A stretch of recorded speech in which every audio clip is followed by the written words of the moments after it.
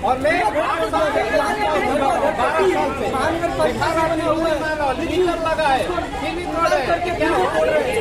12 साल से 14 साल से घर बना हुआ है। पेपर दे दो।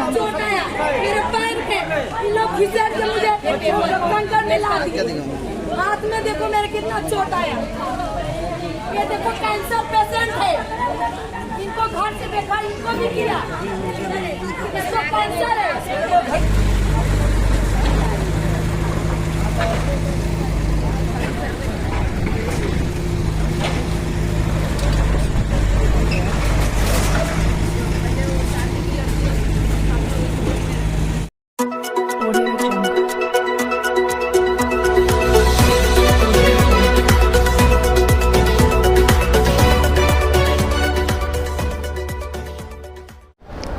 नमस्कार, मी प्रवीण कांबळे, महाराष्ट्र न्यूज नेटवर्कमध्ये आपल्या सर्वांचे सहर्ष स्वागत करतो।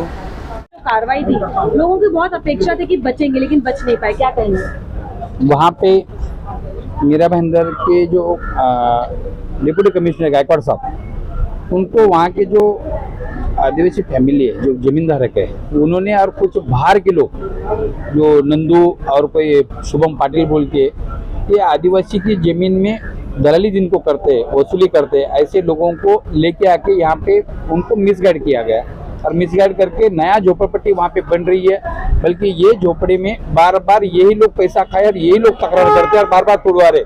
तो नया अगर झोपड़ा तोड़ने बाद तो नया ही होने वाला है। तो ऐसा कई सालों से वहाँ पे कारोबार चल रहा है और आयुक्त और कमिश्नर साहब को भी ये बात को पता नहीं होगा, लेकिन कल जो कार्रवाई उनको ऐसा लगा कि मतलब बहुत बड़ा वहाँ पे अनलीगल बांधकाम हो रहा है। लेकिन ये बात सच नहीं, 2012 के बाद वहाँ पे कहीं लोगों के टैक्स है, कहीं लाइट बिल है। अगर लाइट बिल और टैक्स अगर नया झोपड़ा होता तो एक दिन में तो होता नहीं है।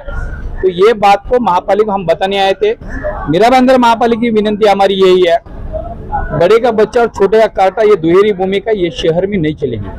भारतीय जनता पार्टी बोल के नया बांधकाम का हम समर्थन नहीं करते हैं, लेकिन नया को बांधकाम को ध्यान नहीं देते हुए प्रभाग अधिकारी हमारे बचाव जी थे, उन्होंने क्या 2 साल नींद निकाली। वहां पे शुभम पाटिल जी थे, उन्होंने क्या नींद निकाली।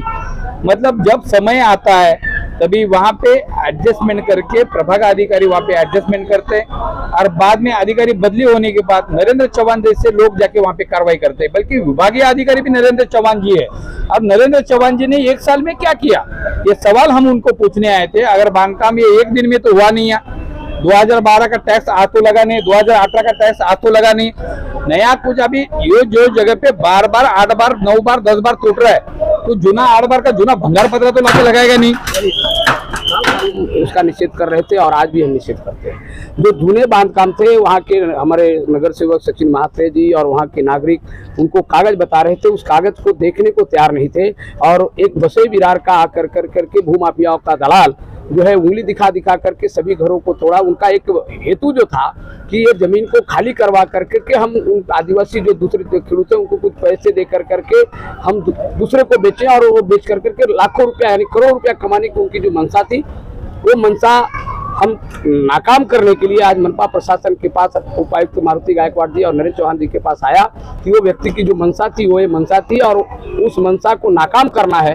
अभी दोबारा यदि वो व्यक्ति इस बारे में आवे तो जमीन खाली करा के देने का महान नगर पालिका का महानगर पालिका का विषय क्या है, अतिक्रमण है, अवैध है और वैध है, ये चीज है। लेकिन 20-25 झोपड़े नए थे, मैं मान्य करता हूँ कि जो 1 साल पहले बंद। लेकिन मेरा एक सवाल है, मैंने उस दिन भी कहा कि विभाग प्रमुख थे अतिक्रमण के नरेंद्र चौहान जी 1 साल कहाँ थे?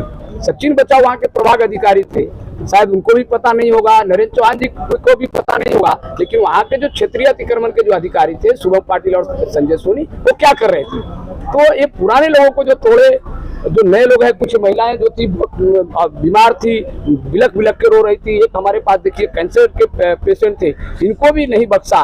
तो मनपा प्रशासन आपने देखा कि 1 महीना पहले जिस तरह से पेंकरपाड़ा में कांड हुआ, तो उस कांड के जो कर्मचारी को पर अन्याय हुआ उसके लिए सबसे पहले मैंने आवाज उठाया कि भाई आपको अधिकार नहीं है किसी के ऊपर थप्पड़ मारना। लेकिन मनपा का प्रशासन का कुछ कर्मचारी यदि इस तरह से काम करते रहेंगे, पहले आर्थिक व्यवहार करके झोपड़े बनाने देंगे और बाद में जाकर के अधिकारी बदल जाएगा, दूसरा तोड़ेंगे, तो इसके खिलाफ हम सभी लोग, एक पक्ष के नहीं बल्कि सभी पक्ष के लोग मिलकर करके इसका विरोध करेंगे। और अधिकारी यदि दोबारा इस प्रकार का कृत्य किया तो हम कानून हाथ में लेंगे, चाहे हमारे ऊपर कितने भी गुना दाखिल करें। आप वहाँ के नगर सेवक हैं। बहुत बड़ा अत्याचारी हुआ है, क्योंकि अचानक से जो बड़ी कार्रवाई आई, हम गुहार कर रहे थे कि नए रूम है तो तोड़ो, कार्रवाई करो, लेकिन नए के साथ में पुराने भी तोड़ने का काम वहाँ पे किया।